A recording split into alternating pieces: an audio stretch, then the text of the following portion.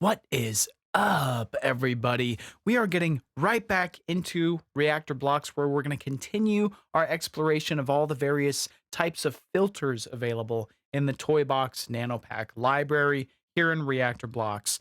Just click into the Reaktor environment, hit the enter key on your keyboard, and start typing in nano filter, and you'll see all the various options in here for filters.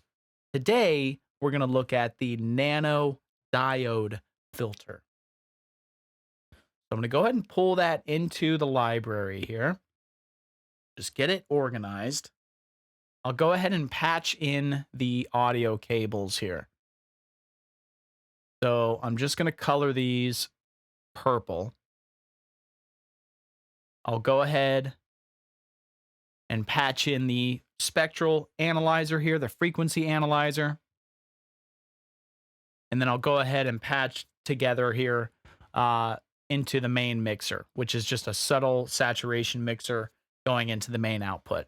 All of the other mixers are regular mixers. And what we have here is a top row of two oscillators, the regular and phase distortion oscillator. And we have a bottom row here of the table oscillator being adjusted and added to here by the additive oscillator. So it's kind of a combo there, as well as the sine oscillator. And all of this is being mixed into VCAs that are controlled here on the left by two independent envelopes. And this is all controlled, of course, via pitch and gate signals through our MIDI input here. So I just turn on my record enable and Pro Tools, and we can start hearing some sound. Now, if I pull down the mixer for the top row here at the top, then all we're going to hear is this bottom row. And I can hear right there is some pretty wild sounds happening in here. Now, of course, I'm losing a lot of that low end because it's tucking a lot of that down when I have this resonance control up here, okay? So let's just check out what this is. Diode filter, an analog TB303 style low-pass filter with 7 additional filter types. So what are those filter types? I imagine right here, a low pass. We can see that's a low pass here because on the bottom end of the analyzer is the low end, and on the top end of the analyzer is the top end or the treble frequency. So obviously with a low pass filter, we're letting the low frequencies pass through and cutting out the top end. We can, of course, hear a different bit of a characteristic with the actual cutoff shape because it gives a tiny little boost at the top while attenuating some frequencies a bit beneath it at the same time. So it's an interesting type of filter shape when you actually allow a resonance to carry through it. You can see there's a little bit of a boost there when you have that really boosted there. So you can hear those effects. You can see those effects here in the frequency analyzer. Now, if I change this shape all the way, this is going to, I imagine, be a band pass. And that's what this is, a band pass filter here, where it's basically just cutting out a certain frequency depending on where you have it set to. And there it's like about 4K, 3K, 2K. Now we're getting into sub 1K. Now we're getting into sub 100 hertz, right? And so that's that filter type. And then we have a high pass shape as well.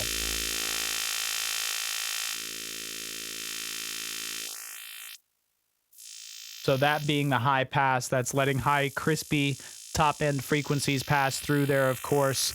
And then it's, as you open it up, then letting the low end once again pass through. And then here is sort of an opposite of the band pass filter that we saw before. This is just a straight boost of a particular frequency and allowing you to, okay, so now you have the low end boosted, and now you move it up into the mid range, and that's boosted, and then you move it up into the top end and you have that boosted. The resonance actually puts what looks like a little peak at the top of that right? So it just allows you to even have a more pokey, a more interesting sound as you sweep up and down the frequency spectrum. Having a nice sharp resonance here is actually pretty useful with this particular type of sound. So with FM, I'm actually not 100% sure what that control does. I imagine you need some sort of an FM signal. So if we just jump out of the sine,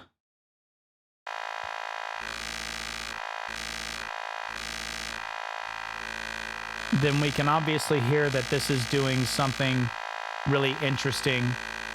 It's so frequency modulation, right? And literally what this is doing, you can see, is it's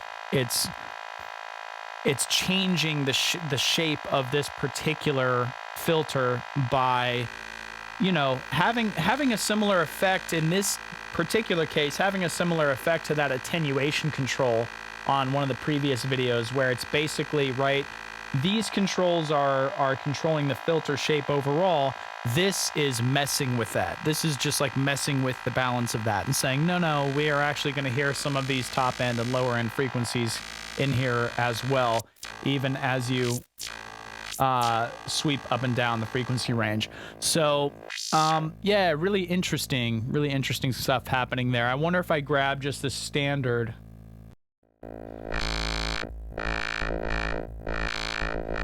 So there's obviously different flavors that you can have in there depending on what oscillator you decide to drive that FM input. So really interesting stuff.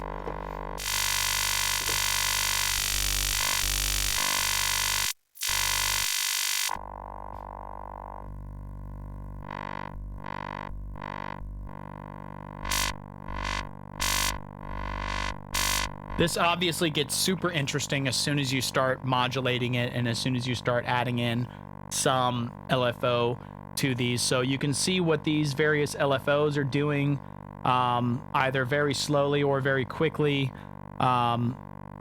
This is actually this particular sine wave is actually being modulated by another LFO that I have sitting up top here. So it's actually, as you can see, making it faster, where it's almost, you know, fully topped out and then sweeping it down to be a bit slower. So that's a super interesting sort of combo LFO there. So I'm going to take this and chuck this into the cutoff. And I just love the way that ultimately sounds. That's beautiful. So that's obviously modulation. So I have that, as far as my cables are concerned, I can always hide these out of the way, but I have those cables from a color coding standpoint. All the modulation cables are blue, so you can understand that. Pitch cables are red, the gate controls are green. All the audio is being mixed down here, and it's all purple. So this is just a control. This is just a, you know, a control for that. Now if we mix the top row back in, this sounds like a nice full sound. So we haven't done any cool, interesting changes to our overall sounds in a while, so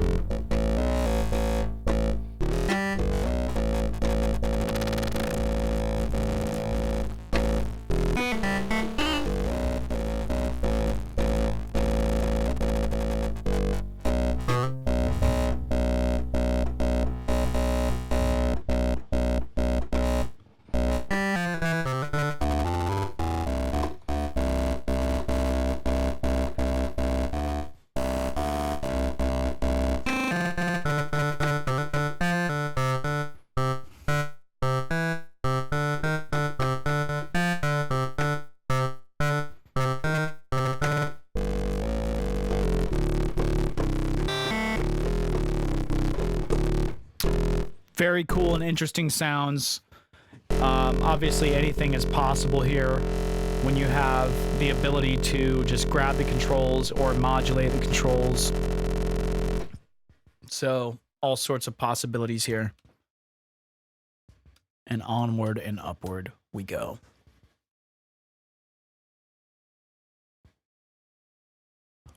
Until next time.